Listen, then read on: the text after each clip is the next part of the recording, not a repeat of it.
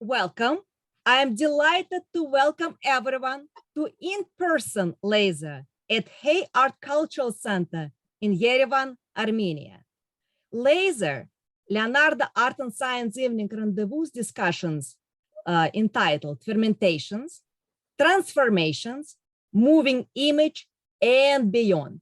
The Leonardo Lasers are programs of international gatherings that brings together artists, scientists, technologists for informal presentations and conversation with the broader audience. The mission of LASER is to encourage contribution to the cultural environment of the region by fostering interdisciplinary dialogue and opportunities for community building. Today's LASER CYLAND is organized in conjunction with SciFest 14 Ferment. 2022 CYLAND Media Art Lab 14th International Festival of Media Art SciFest examines the theme of fermentation through the dual lenses of art and science. The fermentation process can be used as a modification of matter to create something new in visual and in digital art. Digital, computer, internet, software, and multimedia art form have been created for many years and have entered the mainstream art world. The milestone exhibitions, such as Whitney Biennial, included works by Digital Works as early as 2000, and Whitney Artport was established in 2001. Textbooks on digital art have been published. Conferences around art and technology are thriving.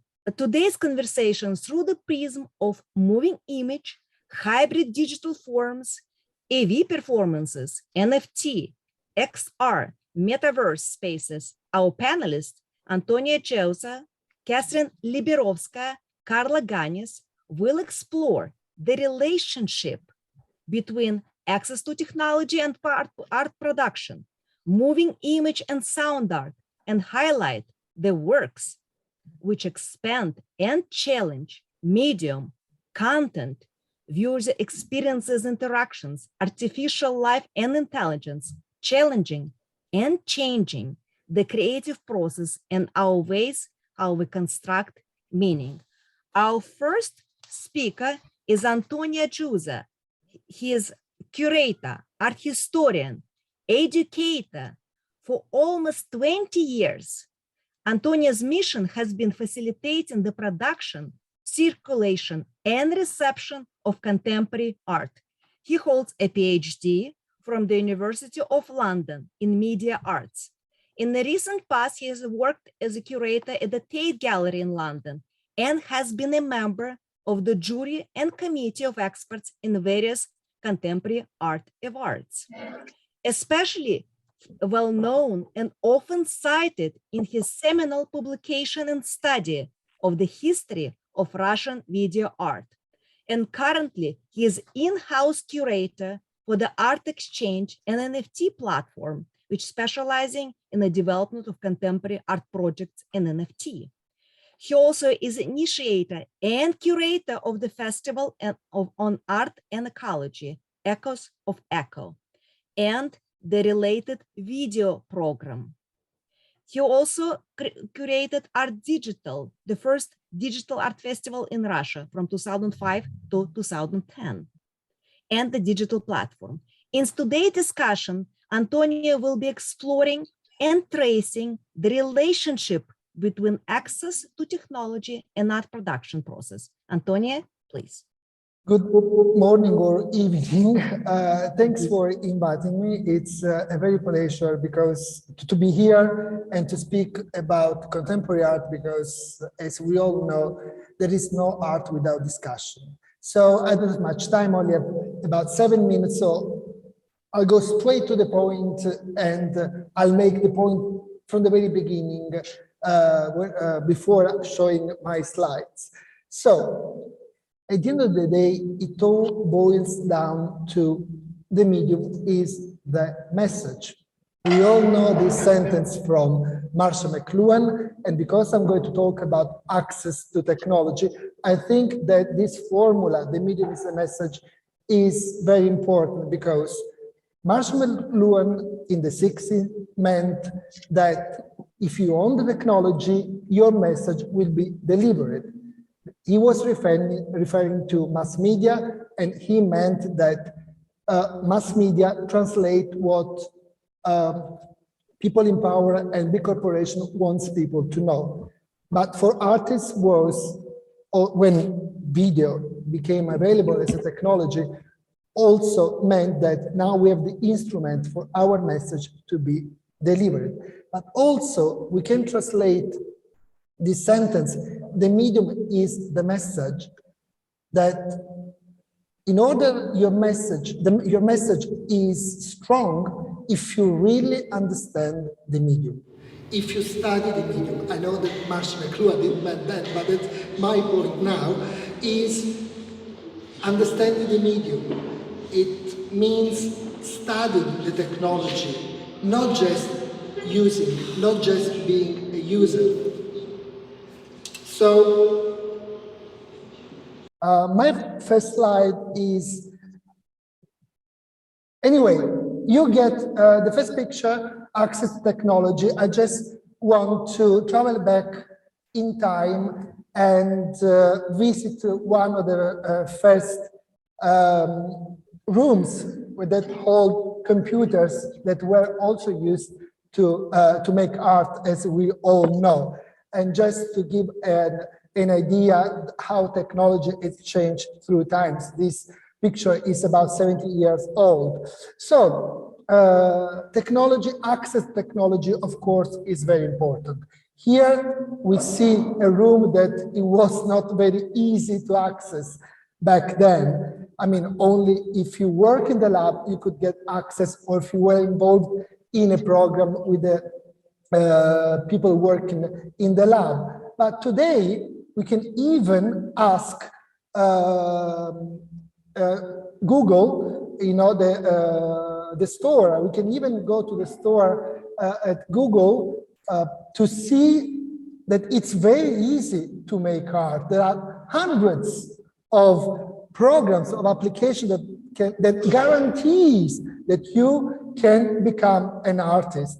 So access to technology, it seems to be quite easy today. I just chose one of the applications that are available to buy, and it has a very, very nice, interesting text. Actually, it promises that you can make masterpieces out of your pictures, just choosing, you know, the filters that are available. So you just have to choose the style that you like, Cubism, Modernism, and the machine does the rest. So it seems that it's very easy to make a masterpiece and to become an artist, to call yourself an artist. But we all know that it's not this way. Technology, access technology is important, but let's see, is it enough? Is it enough just, you know, we can all download an app and make something, but are we artists? Okay, we have this first step. You need to get the technology.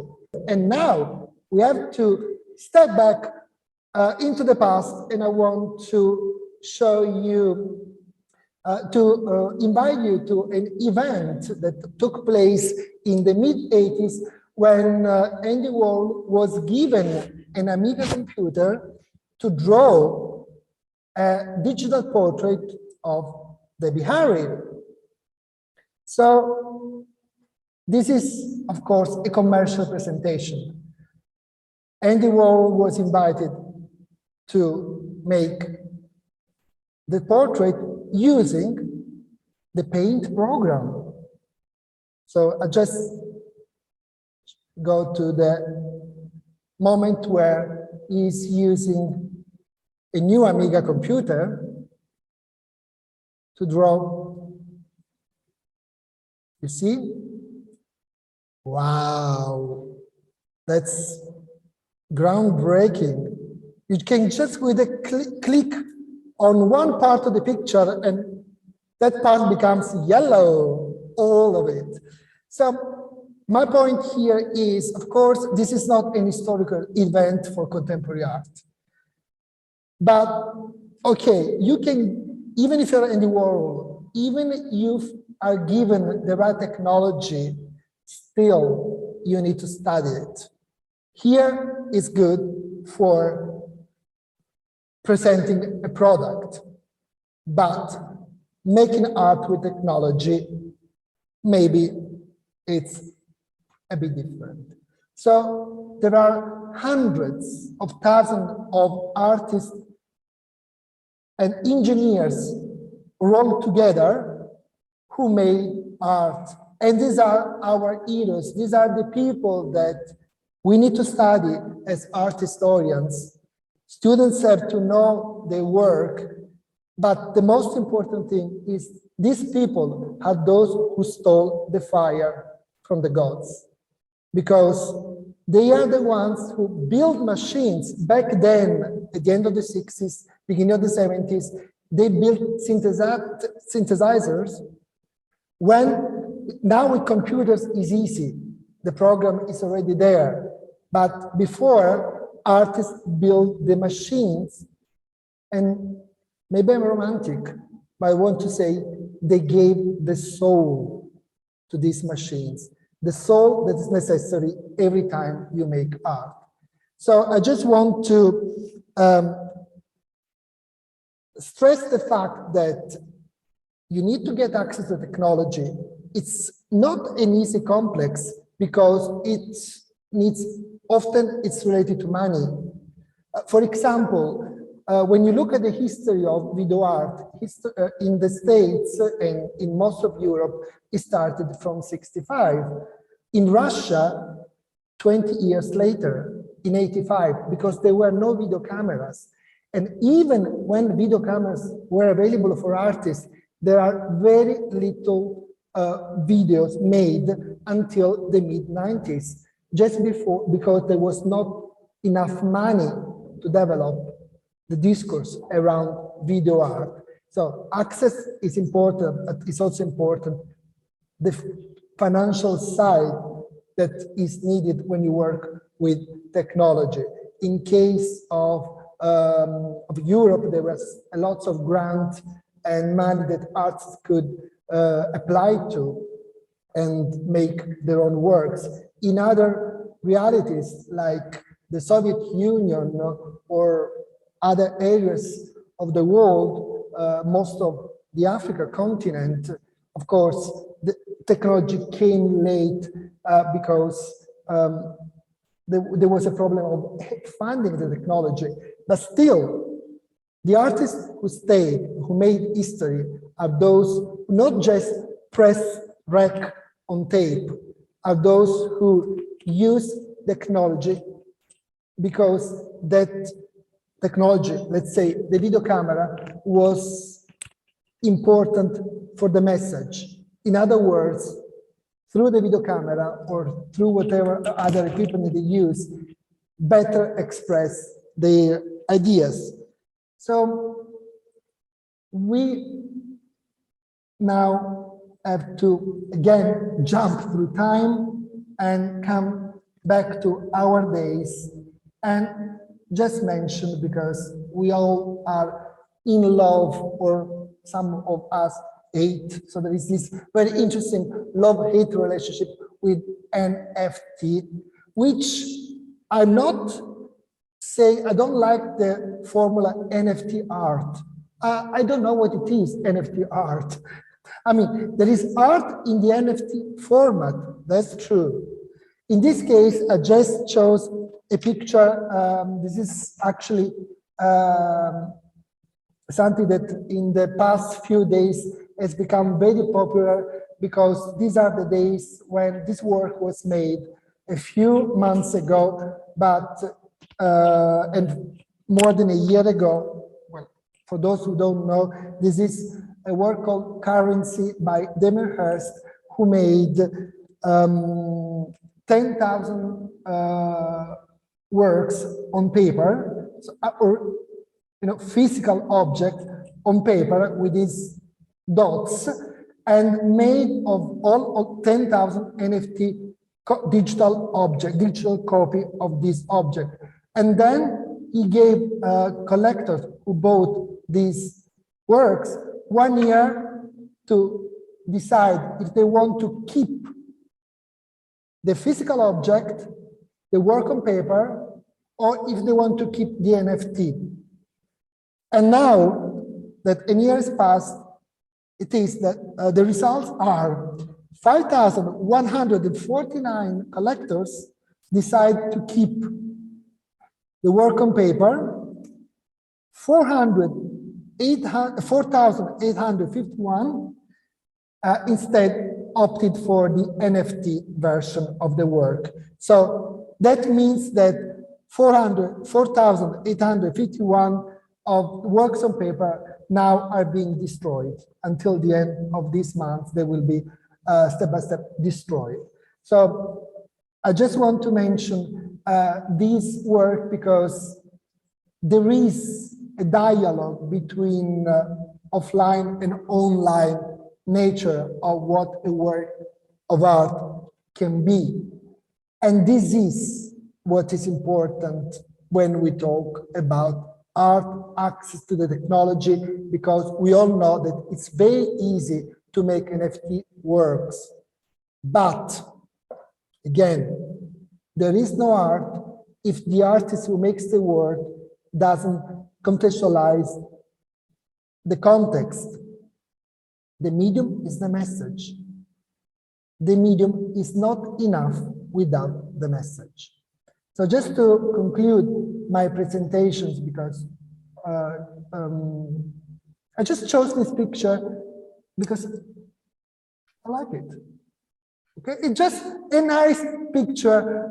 Just to conclude, I mean, of course, it is a very famous NFT work by Murat Pak, an artist from Turkey who was chosen by Sotheby's to start the auction on of NFT art, and we know that NFT became popular because of the big sales that happened a couple of years ago, and we all know that there is this bond made by the devil, NFT and money.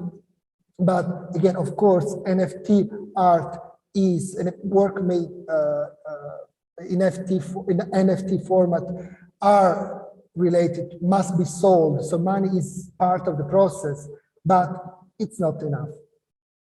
It's not enough because even if someone buys the work for a big amount of money, it doesn't mean that this is art. So access technology, now it's easier, but again, you artists, don't forget that if you want to make art, you need to understand the technology first. That's it. Thank you, Antonio, for your thought-provoking introduction. And our second speaker is Katherine Liberovskaya. She is a Canadian intermediate artist based in New York City. She involved in experimental video since 1980s. She produced numerous single-channel video art pieces, video installations, and video performances, as well as works in other media.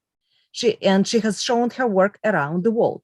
Since 2001, her work predominantly focuses on the intersection of moving image and sound and music in the various forms, projections, installations, and live performances, notably through collaborations with many composers and sound artists in improvised live video sound concert situation, where her visual seek to create music improvisations for the eyes.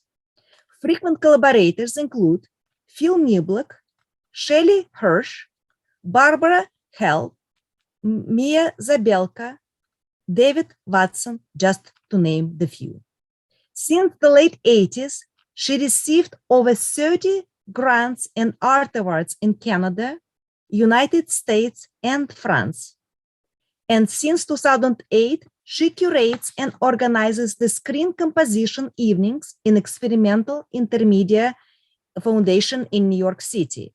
And since 2006, she co-curates the Optosonic Tea Salons in New York and also in various locations throughout the United States and Europe. And lately, online, during the COVID pandemic, she organized, together with Carol Parkinson of the Harvest Work, the online talk series called Zoom In, which focuses on online live performance practices. In 2014, she completed her PhD entitled Playing Images Like a Musical Instrument at the University of Quebec in Montreal in Canada. Katherine, what are your thoughts on the relationship between moving image and the process of fermentation through the prism of your own audiovisual art practice? How did it evolve with the introduction of live online performance practices? Katherine, please. Yes, so I guess my presentation could be called COVID Pandemic as Fermentation for the development of new live online performance approaches. So maybe continuing from what Antonio was talking about, how to make media art, it's important to know the media. I want to talk about live visuals and how they evolved into live online visuals. So okay, so I need to share my screen. So as video art developed from being videotapes shown on monitors and expanded into installation and into various forms, which included multiple monitors or integration of various objects or sculptural elements.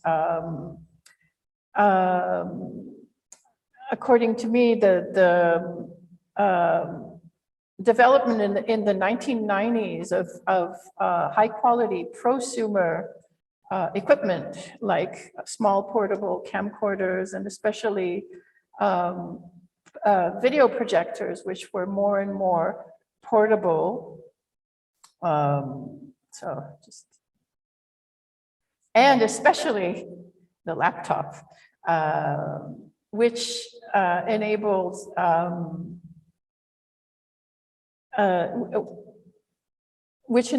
to handle high quality video with all sorts of new software. And it made possible a new practice, which was quite difficult before with the how huge the equipment was before that, of a new practice of live video performance or live visuals. And I became interested in live visuals from the early 2000s. So over the past 20 years, I've experimented with a really wide range of live visuals practices, including just the simple mixing of pre-recorded clips, but using different kinds of live cameras. I'm just like trying to, but the internet is slow here.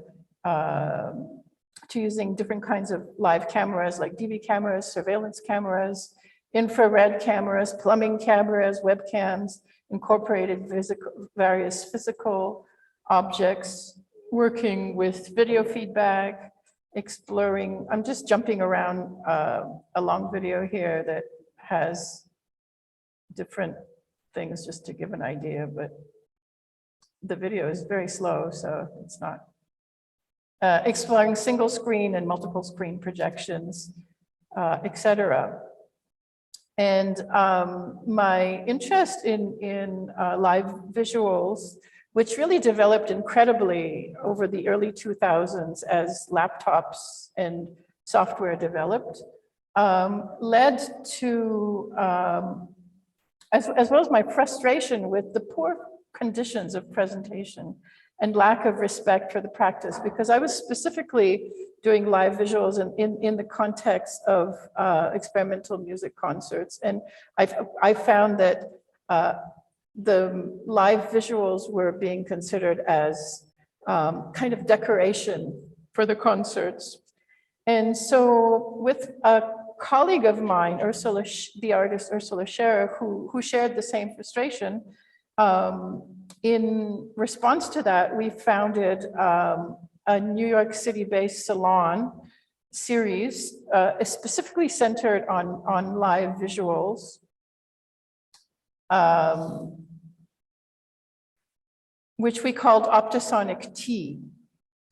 And each evening featured performances by 2 different live visuals artists or collectives that could invite the musicians, sound artists of their choice, and was followed by a discussion by a curator, historian, senior artist, or other interesting moderators. And the idea was to bring attention to live visuals as a new art form in its own right. And these salons became extremely popular and went on a regular basis for over 10 years. And then when the space that hosted us, which was Diapason Gallery in New York City, closed its doors for good, we continued sporadically on a nomadic basis, both in New York City and on the road in Europe and Canada, et cetera.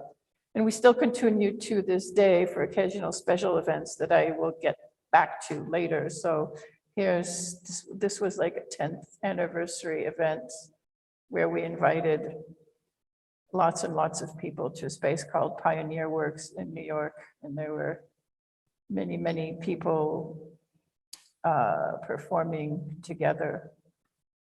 So, and then when the pandemic suddenly hit in March 2020, and that we were all locked down for several months, I became immediately interested in the idea of exploring online live performance.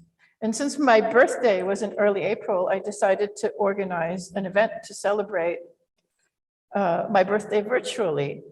And what I immediately discovered as I was preparing for this event was that my usual live visuals system could not work at all with Zoom because I was using an old version of Max Jitter for a patch I used and an old operating system, et cetera. And by then I had announced the event and what to do. So I quickly began thinking about what could be possible to do with what I had at home, because we were locked down and not going anywhere and not going to B&H Photo Video in New York. And so I looked around my home and I found that I had all of these USB cameras that I had experimented with for different projects. So I had USB microscopes, I had USB plumbing cameras, USB webcams. And I discovered that if I plugged them all into my computer in Zoom, that I could switch, between them. And so I decided that I could use the Zoom window as like a kind of stage for a sort of puppet theater of objects and gadgets and materials that I could move in front of it. And with the various cameras that I could switch between in the Zoom preferences, I could get completely different points of views on these objects and materials because of the different optics of the different cameras. So I can show you just a little bit of, so this is my setup. So this is behind the scenes of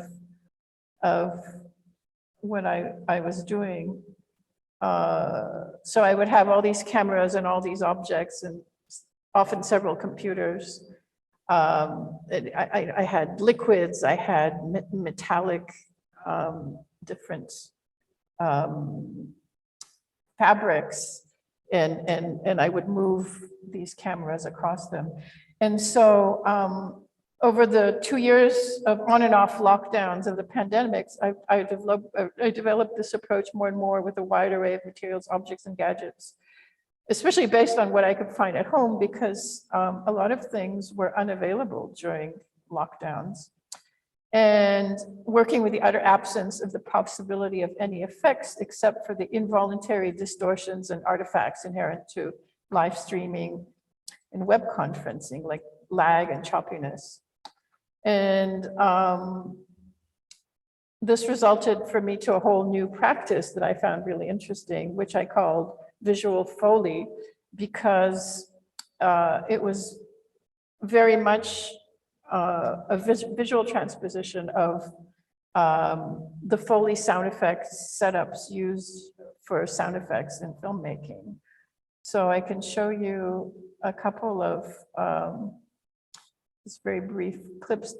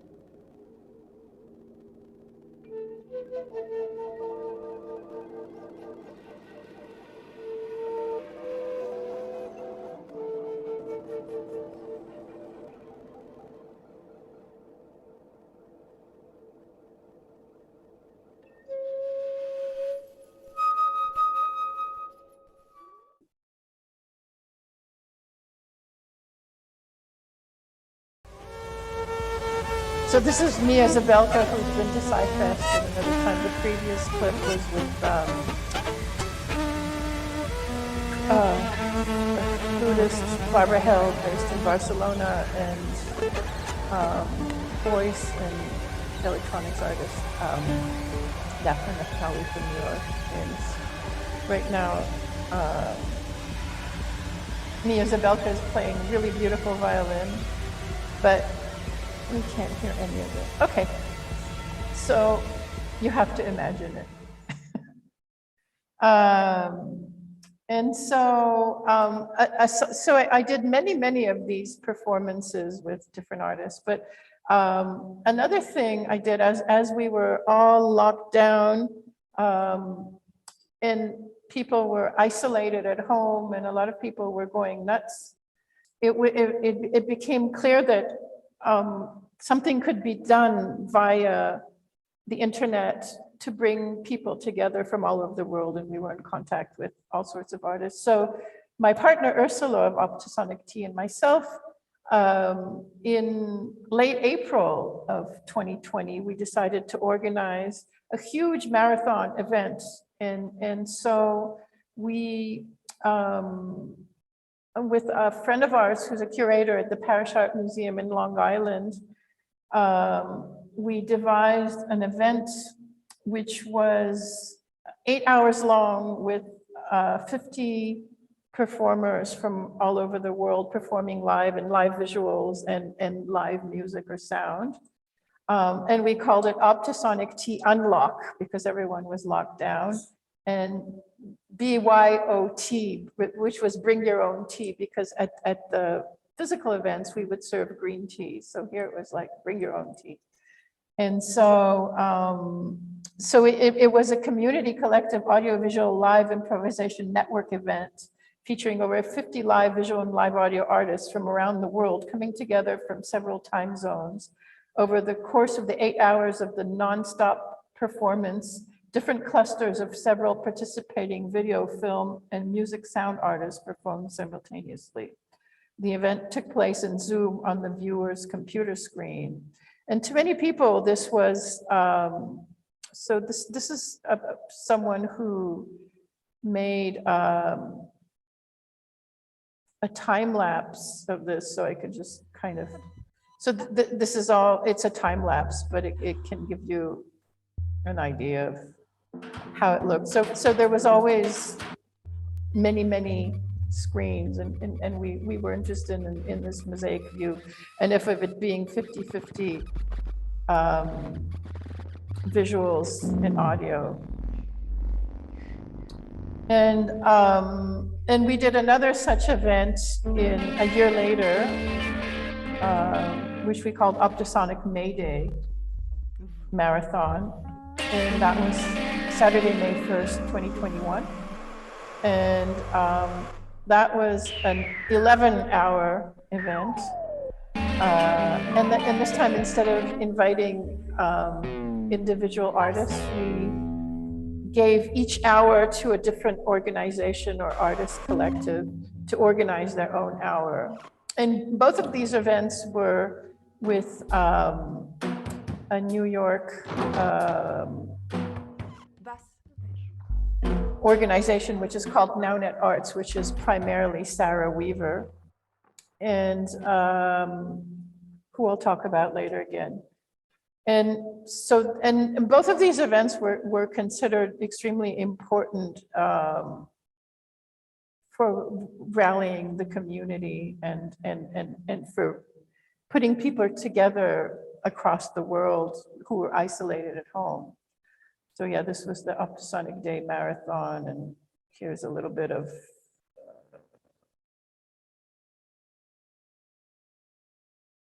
what was going on. This is different. There's also sound, but we're not getting the sound. So I'm sorry.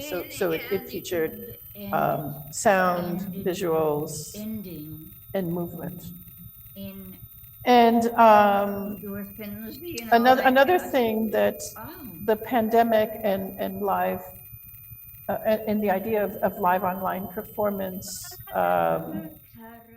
did for me was that by the end of 2020, when there was so much online performance going on,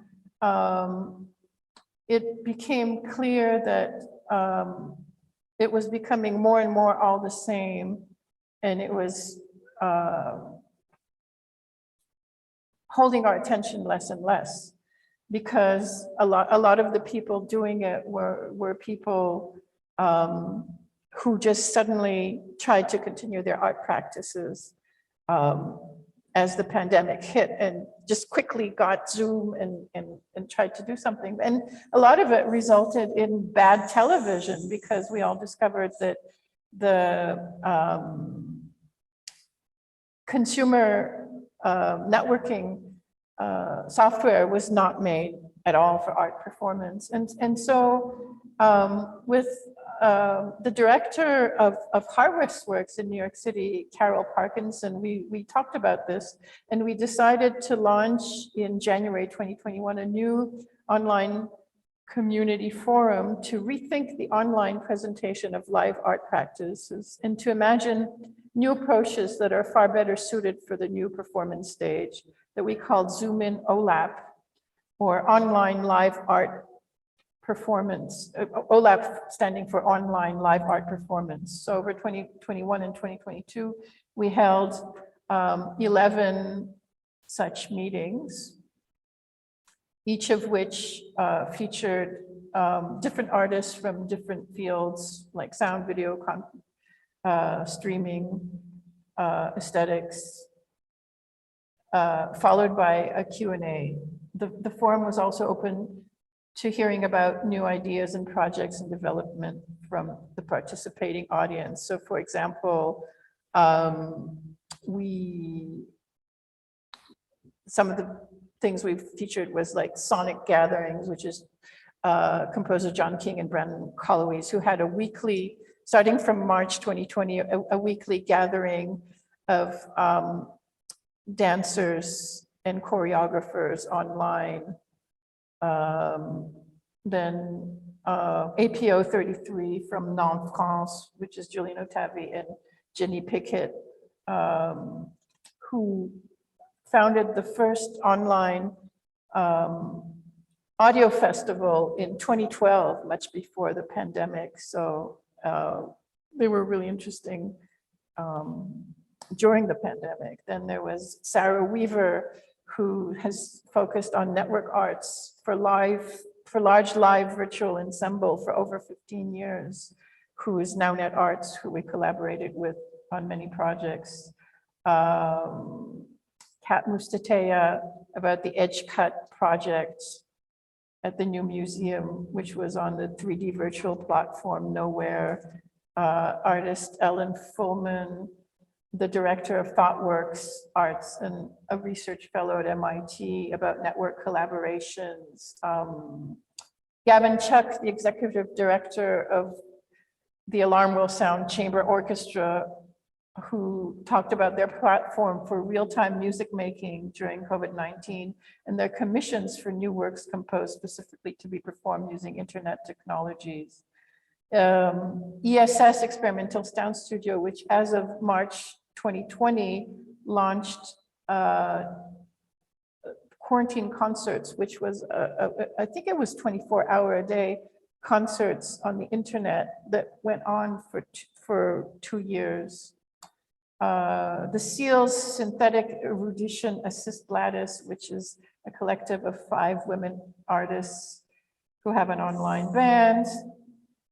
Perry Branson about the ODA project, which is a seasonal subscription approach to a unique sound system broadcast over the ODA system of handmade speakers. Unstum, which is a project from Berlin by Claudia Schmitz and Nicola Hein, which created the smartphone app project and live performance project called Unstum Augmented Voyage, which is, telematic augmented reality. And the Kaon CPT Collective from Montreal with Michal Seta and Nicolas Bouillot, dedicated to flip along several time realities. So there were really a lot of extremely interesting approaches, really exploring the reality of live online performance. And a lot of the talks we did, if you go to the HarvestWorks website, harvestworks.org, and click on videos, you'll find recorded there. And finally, a last kind of marathon event was, so this one was not live, but it was live streamed. It was for the 88th birthday of Phil Niblock, and we invited over 200 participants to create little homage projects for Phil's 88th birthday, and it was broadcast over 22 hours online. And it brought together people from all over the world, and concurrently we had like a Zoom meeting room going where people could interact. So all this to say that I think the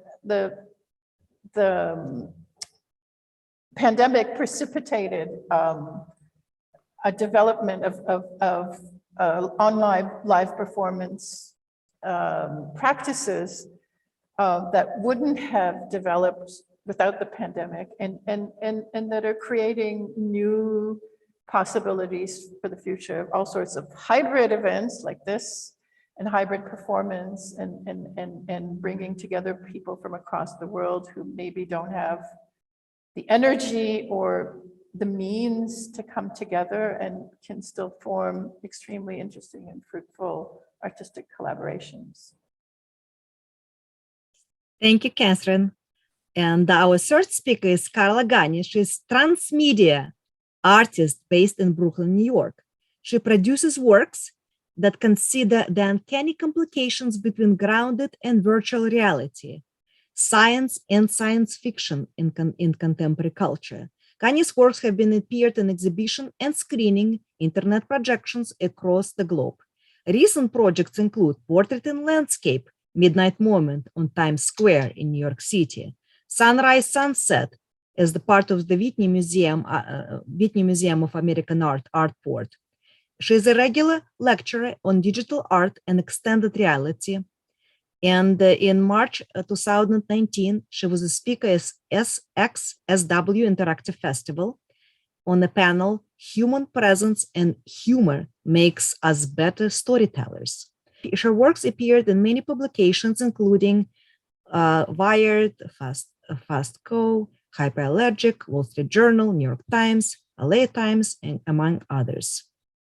She holds BA and MFA from the University of North Carolina and Boston University, and currently she is an industry professor at NYU in the Integrated Digital Media Program, Department of Technology, Culture and Society at Tandem School of Engineering.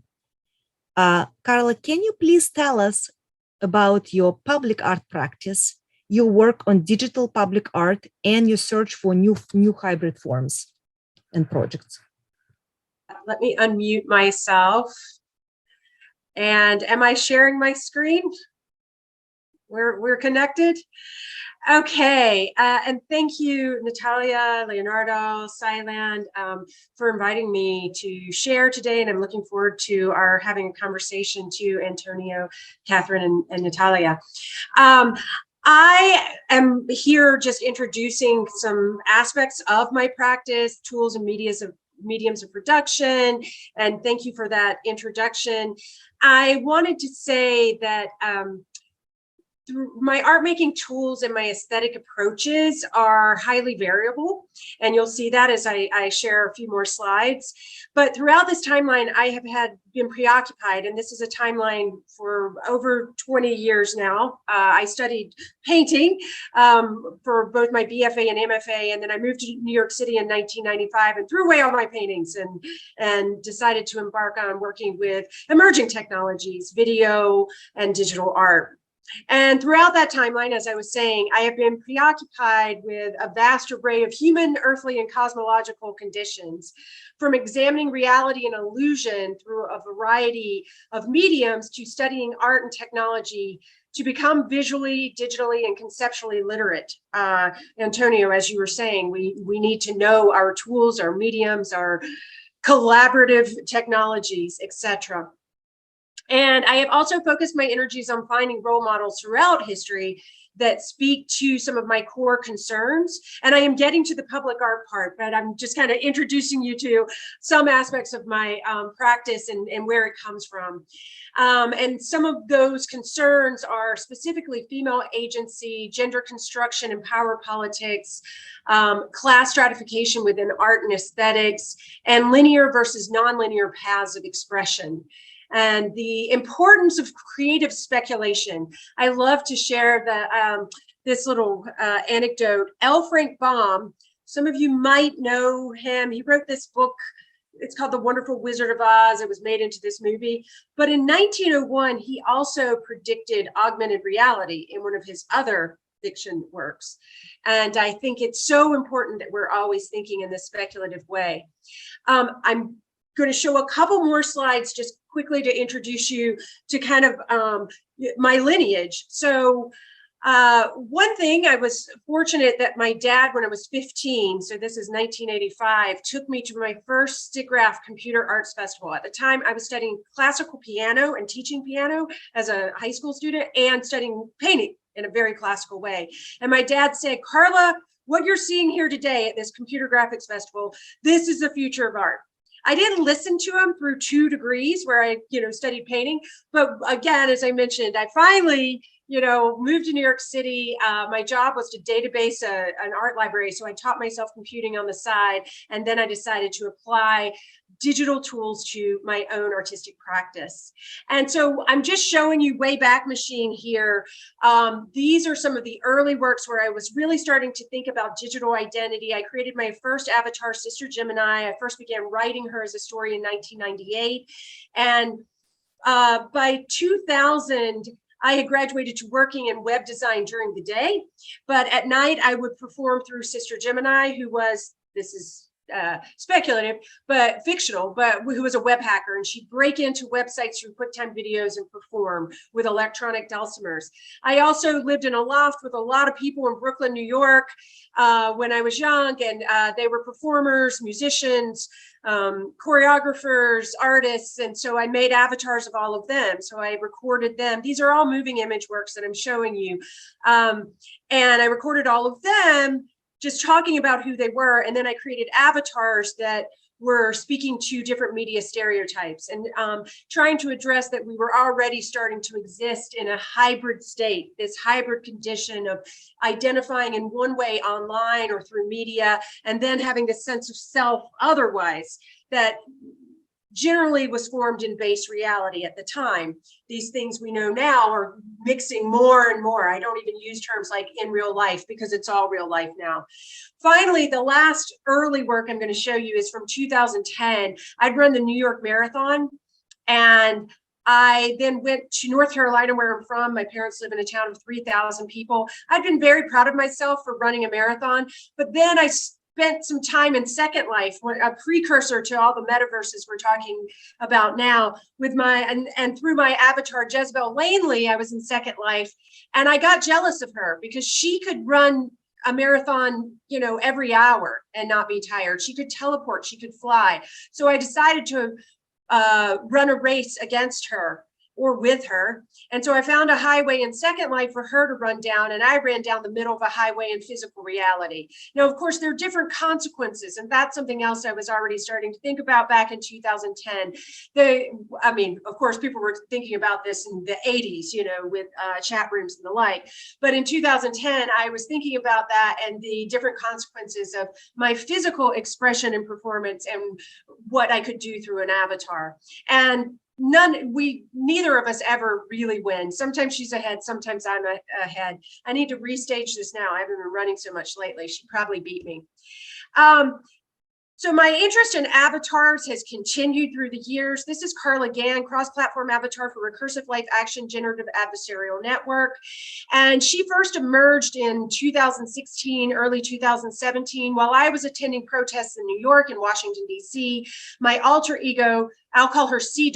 for short, was protesting in her own virtual studio. In 2018, Nasty Woman, that's the title of this piece, was featured in the New York Times in the article, What's Right About the Wrong Biennial, a huge biennial that took place across the world at the time. Since then, C. and I continue to work together. We've produced 2 solo shows to date. We participated in panels. She wanted to come today, but there just didn't seem to be enough time for her to speak as well. She has her own Instagram and her own Zoom accounts. In addition to C. I have also created 6 other avatars. This is the avatars in their early 2D form. And they are all part of a series called After Archimbaldo. And they offer an absurd proposition that the future of robots could be something entirely different from what we imagine them to be today. These sleek, you know, white, Apple-like, sleekly designed kind of products. And so here you see some of my speculative fiction ideas about avatars and the future of robots. And you'll see them in action in AR and VR in a little bit. So there's Lady Ava Interface, a machine learning assistant to cultural institutions, Victoria, the android archivist, Lucille Trackball, an AI stand-up comedian, Oliver, the cyborg influencer and politician, Mora, a sex and comfort robot, and Tipu's tiger, the electronic cat meme decolonizer. You might be aware of Tipu, who is in the Victoria and Albert Museum. It was a commission by the Sultan, and it's an animatronic tiger that mauls a British colonizer. And now getting to what Natalia wanted me to focus on, I've gotten there. I've taken over several different kind of public institutions or areas with my work, and particularly with these avatars. So this was Times Square in 2018 for the Midnight Moment program. And what Midnight Moment is, if you're not familiar with it, is an artist is commissioned every month. And for 3 months, I mean, for 3 minutes, I wish 3 months, for 3 minutes, the artist's works take over all of the advertising screens in Times Square. It's monumental. And one, if you just imagine ad dollars, that Times Square Art Alliance has done an amazing job to convince people art is important and important in these public spaces. And so here you see 2 of my avatars from the After Archimbaldo series, and they are taking selfies because other than Disneyland, Times Square is the place where the most selfies occur in the world. So these very strange, kind of uncanny, even a little, creepy characters are taking selfies along with everyone else below in Times Square. I've greeted visitors with my other avatar, Lady Ava Interface, which is a nod to Lady Ada Lovelace, the first computer programmer who worked with Charles Babbage in 1850 on the analytic engine. And one of the propositions here, again, this is working with humor and absurdity. She has clouds for hair and she has cookies for skin. I'm obviously referencing memes and different language we use on the internet. And I'm also speaking to software agents such as Siri, Alexa, and Cortana, disembodied software agents who assist us with very practical information to augment, increase our efficiency. It's all about efficiency. We've become machines. Humans have become machines, right?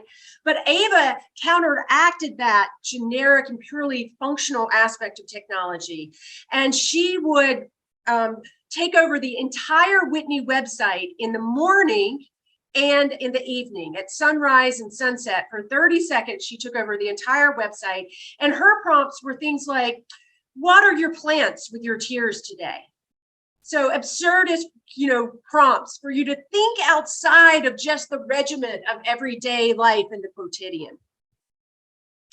And then this is just a still. I wasn't so sure how video was going to work, so I don't have any videos. But if you go to carlagannis.com, you can find all of this work as video works or as documentation of AR works. And this is Lucille Trackball, again, the AI stand-up comedian, again, in reference to an iconic American comedian, female comedian from the 20th century, Lucille Ball, who broke gender barriers and age barriers. She didn't start her first comedy show until she was in her 40s. And she was also married to someone who was non-white.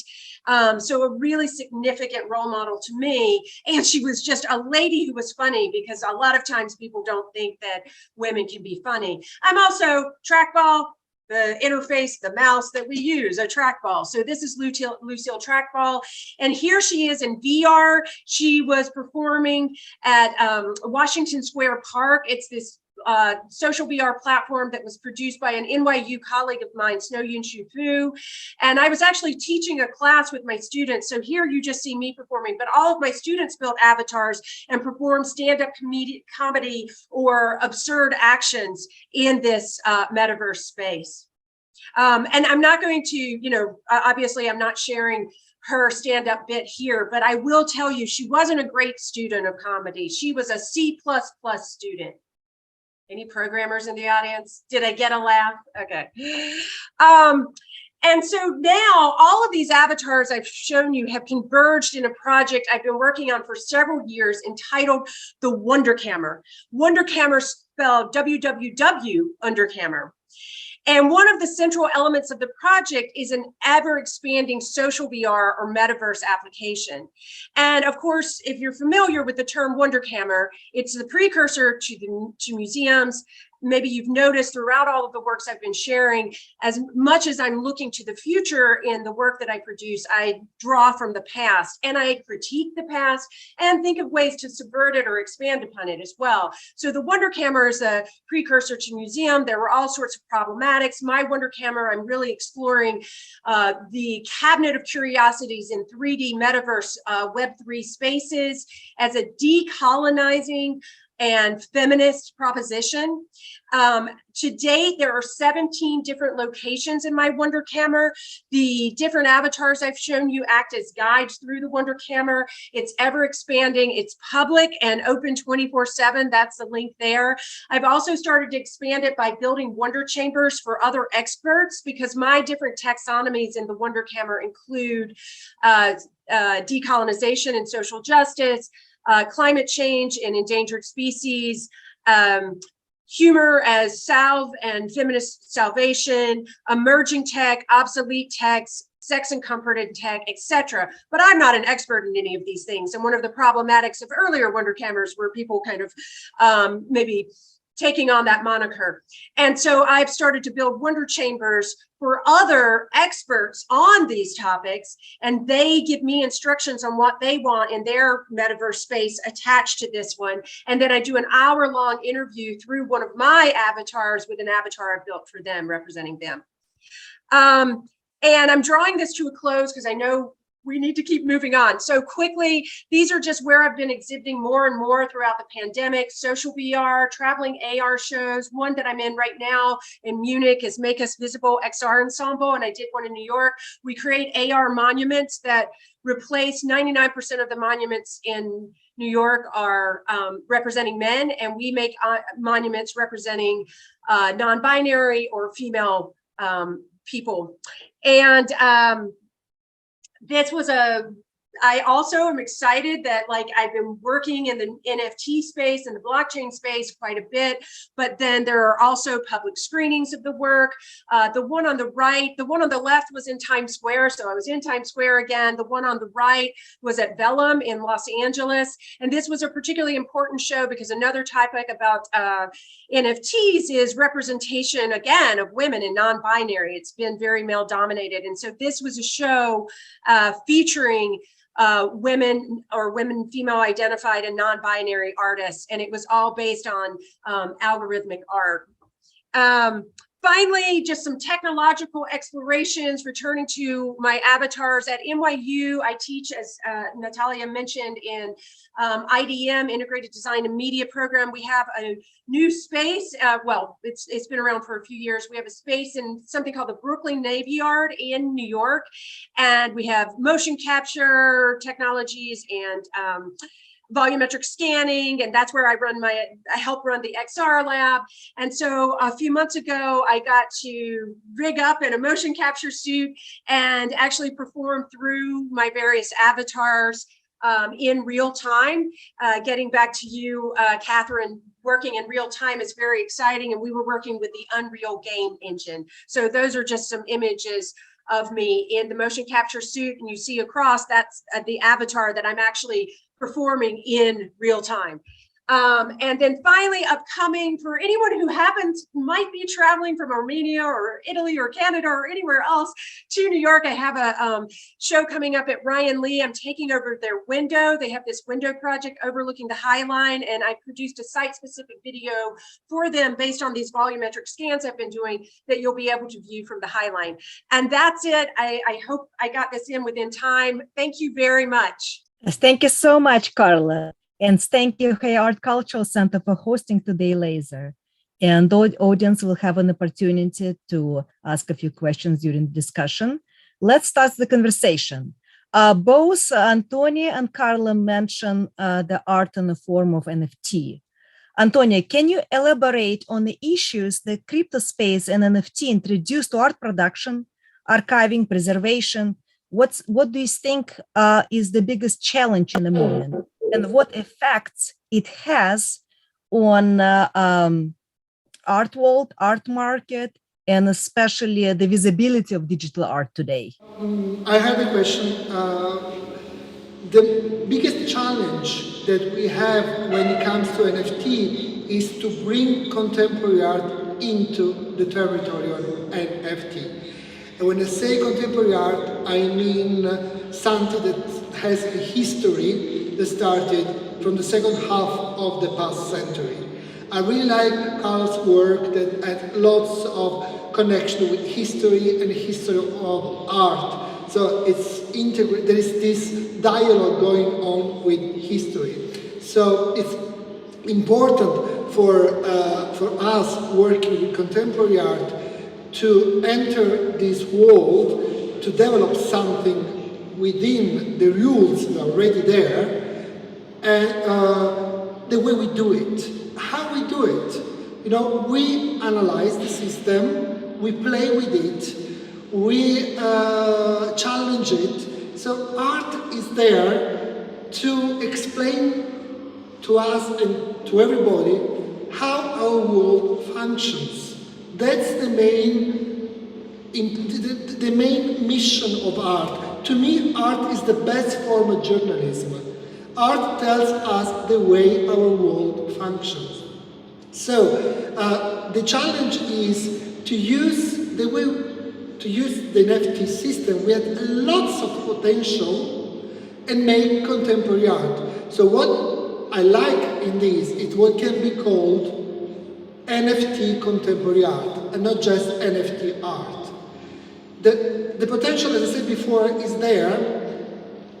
One problem that we have is the artists are there as well. Theory. There's not much in terms of analysis, in terms of deconstructing what is art in the NFT format. So we really need to do more about writing about NFT art, because theory is necessary for art to stay. Otherwise, it's done to them just the day after, like news, like yesterday news, is no longer interesting. So I love. I don't remember the exact phrase that Carla said, but she used the word community in a way that it's not just the artists, it's the collectors, it's the critics, it's the art historians. It's a big community that has to work together to analyze, to understand, and also ultimately to filter what is there. Because I really love, for a laugh, Lucille Ball and that was mentioned before. I always have fun when I look at some sites, some marketplace. They try to sell works and call them minimal art that has nothing to do with minimal art or conceptual art. So they take words from art history, labels from our world, but they misuse them. Some of this marketplace. It's not. It's fun. I mean, there is nothing wrong with it. But hang on. We also have to bring in more people from contemporary art, more people from the offline world, and together to filter everything. And again, we have to think that art is just one big system. So we cannot have NFT art without offline art.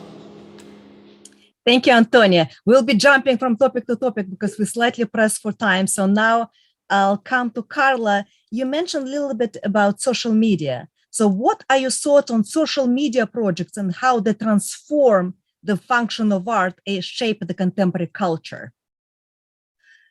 Sure. I've engaged in a number of social media projects over the years prior to, the kind of explosion of blockchain and NFT spaces, particularly on Twitter and in Discord. I have so many different Discord servers now.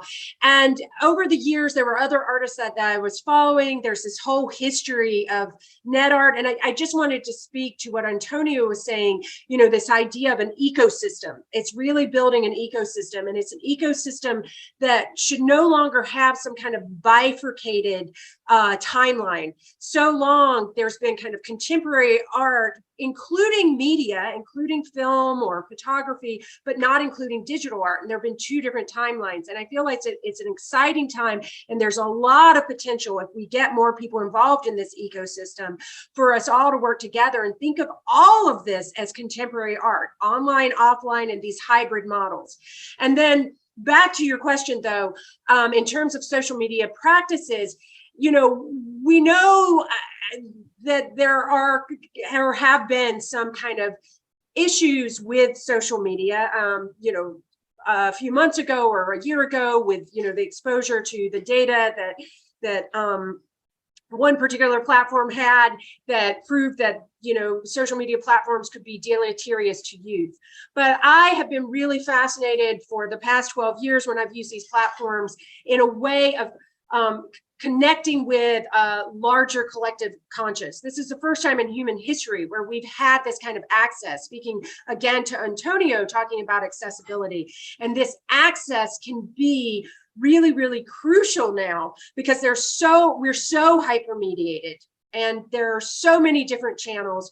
And so, you know, if you can have a strong practice on social media, that's a way to pull through, and particularly also with younger audiences. And I think another thing sometimes that isn't discussed when we're talking about ecosystems and we're talking about everybody should be involved, and then in the NFT space, gatekeepers, we don't want gatekeepers, but on some level we need the arts, we need to maintain a kind of bar for, you know, what art is and what its potential can be. And that's also a young and old question, right? And so I think social media is a way to bridge that gap too, between maybe pioneering artists and younger emerging artists. And let's see, I had one more thing. I think artists harnessing the connective tissue of social media can just be so very impactful. In some of my own projects, one, and I'll wrap up this answer to you, it was called Legend. I collaborated with a poet in 2013, and we created a text and a series of images that were published as a book. They were instantiated as a physical gallery, but then there was an app where people could re-author our text and images, because we live in the day, you know, the age of remix. You know, people like Mark America are pioneers in really thinking about that and utilizing it on the internet. And so people could, through this web app, remix our text and images and extend the authorship, and they all got tweeted out on Twitter. And so a new text, a dynamic living text, a rhizomatic text and collection of images was emerging. And that's something exciting that we couldn't have done in the past. Yes, thank you so much. It's great. So, and now we'll come to probably to Katherine. A lot of your works are live, interactive, and transform depending on the space. What do you think is the ideal collaboration between the artist and curator? That's a bad question for me, because I've always ever done whatever I wanted to do, whether a curator was involved or not. So would you like to elaborate how this collaboration is that I'm always going to do what I want to do. And I'll happily listen to a curator's advice if it goes in the direction of what I want to do. And I sort of never cared what people thought about what I do. So, next to you, there is a curator, Antonio Gesua. So what are your thoughts on this kind of contemporary art world, on ideal collaboration between curator and an artist? Art is always the product of discussion. I mean, we have to make things, but what stays, what becomes history or important works of art, it's also a very slow process in which many voices take part. So it's important to collaborate, it's important to listen to different voices. It's also important artists do what they want to do without listening to anyone if they don't want to listen to. But again, what stays, what becomes history, it's always a question of many voices, and it takes time. So we are now in a phase, because we work with new technologies, and new technologies can't wait for theory to catch up with. I think that we have to speed up the process. It's fine with the artists. We just bring in more critics, more theory to have this filter of, you know, we have to filter art. Not everything that is presented as art at the end of the day is good art. So what we have to do, in my views, is to bring more theoreticians, bring more art historians. I know that these are my people, so I'm kind of loving my people now, but I think it's very important to do that, because it's a collaboration, it's a dialogue, and we need many people to work to make, you know, things clear for the future. But good art is in the eyes and mind of the beholder too, always. Yes, it's true, but there is also history. And you know, history is something that's written, and it's written after we have listened to so many different points of view. And it's constantly being rewritten. It is, but there are some certain aspects of history that if you rewrite them, it might be very, very dangerous. And Antonio, just to follow up on this, what are your thoughts on opportunities these new technologies might offer or create for the younger generation of artists and for the future generations? Well, you need to feel the instrument as part of yourself. So if young people if my young people are more used than the old generation to use new technologies, but it's very important that symbiosis, that they are in symbiosis with the technology. So because younger people can use, it's easier for them. They are bored. They don't it's funny when you are on a plane and you see a mother giving a book to a small child, and the child starts, to swipe the page of the book. Because he was bored with the tablet, using a tablet. So what I mean here is technology. Yes, for young generation, it's important to work with new technologies because they're closer to them in terms of everyday life. But I think it's also important for the younger generations to have at least a vague idea of the history of the media. I see so many young people who reinvent the wheel every time because they haven't taken an interest in what was done before them.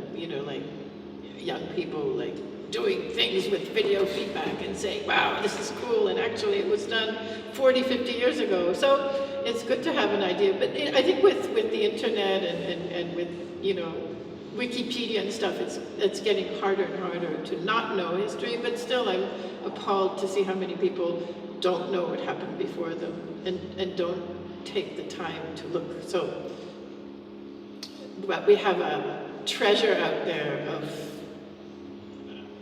a repository of so much knowledge that it's so easy to access now. So just elaborate, what do you think, what's the best resources for the people if they want to dive deeper into the topic? You mentioned some of them, but if you can elaborate what they are.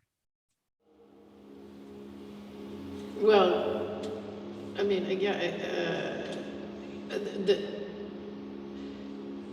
history is at their fingertips now, which never was before. Like even when I began doing video art, I had to go to libraries which had books about video art, about media art. Now you just click, it's all there. So that's kind of really amazing. You can really study the entire history, the entire world history of media art, in a few clicks of your browser.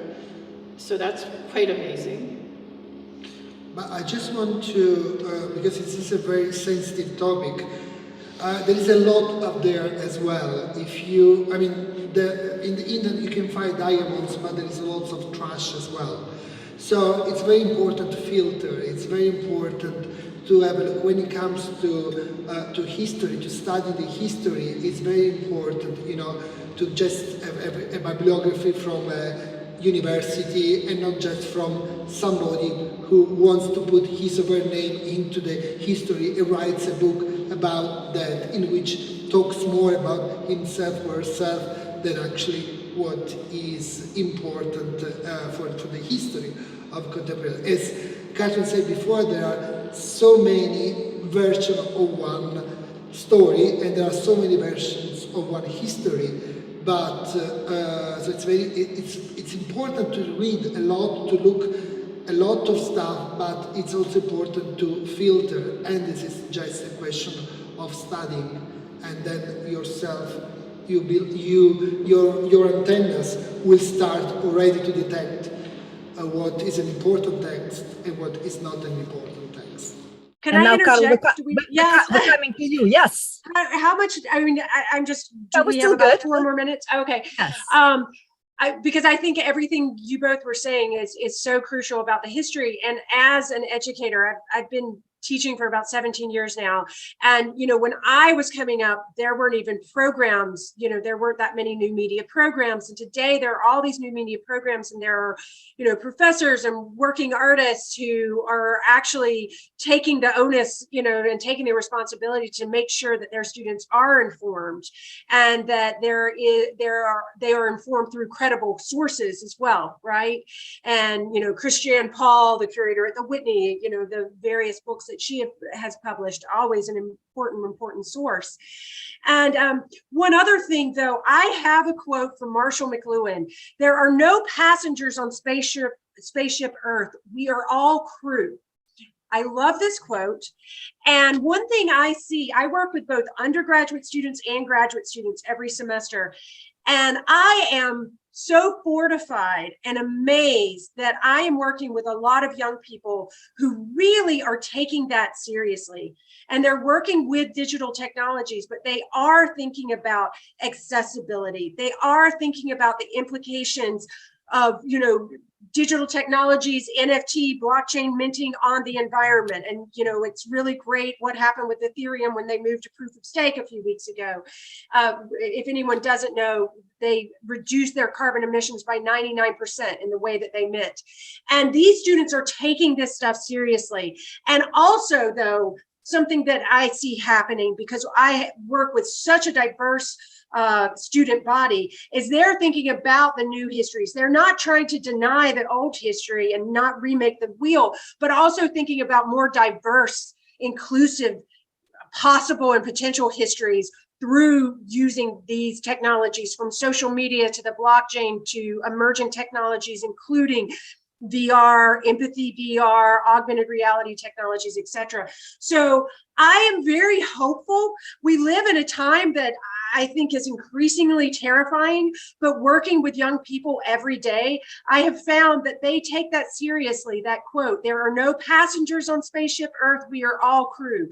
And we all have a responsibility and a set of ethics, I think, too, as creative and artistic professionals, to think about those things with these new technologies we're working with. And I would, on this positive note, I would, yeah, sure.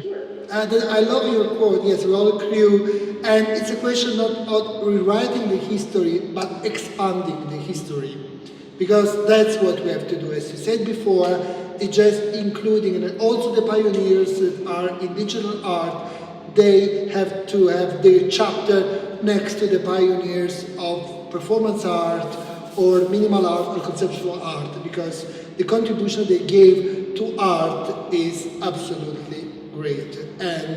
But this is the time. So this is the time we have to include them.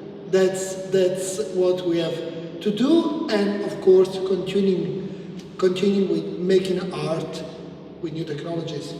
But also time to include women, because, and right now we're seeing a lot of exhibitions in the world, including a lot of women who were passed by, and they were partners of men who became famous, because in those times that's what was valued, was the men. And we discovered that some of the women were even more interesting artists than their partners. And that's another thing about revisiting history, is to look at what made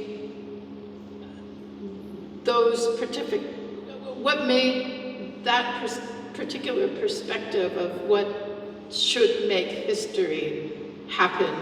What was the social, historic context that made it happen, and to unpack that. Yes.